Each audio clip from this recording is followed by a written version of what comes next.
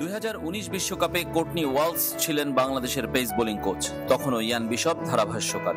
দুই ক্যারিবিয়ানের কথোপকথনে বাংলাদেশের বোলারদের প্রশংসা করেছিলেন বিশপ।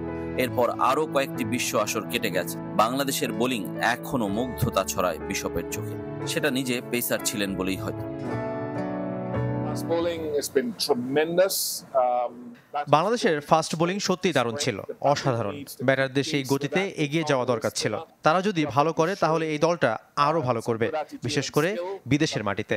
এবারের বিশ্বকাপে বাংলাদেশ একটা রিস্ট স্পিনার খুঁজে পেয়েছে, যার মেধা ও স্কিল দারুণ। ব্যাটারদের ব্যর্থতা তার চোখেও ধরা দিয়েছে। লেগ স্পিনার রিশাদ হোসেনের আবিষ্কার বড় প্রাপ্তি। ভূয়সী প্রশংসা করেছেন তানজিম হাসান সাকিবের।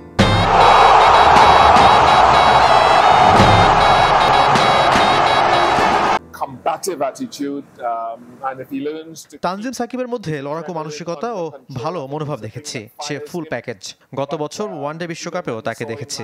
Skit, swing, seam the ball ও পেস সবকিছুই তার আছে।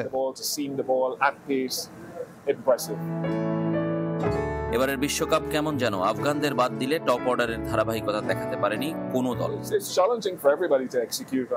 এই বিশ্বকাপ সবার জন্য চ্যালেঞ্জিং ছিল, তবে সেখান থেকে অভিজ্ঞতা নিয়ে কতটা কে কাজে লাগাতে পারে সেটাই প্রশ্ন।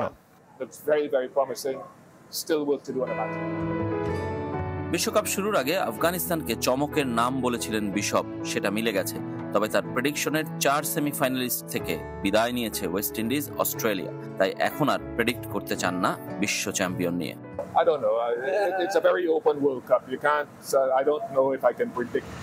বাকি 3 ম্যাচে নতুন কোনো বিশ্ব চ্যাম্পিয়ন পাবে বিশ্ব, নাকি পুরনো কারো হাতেই উঠবে ট্রফি?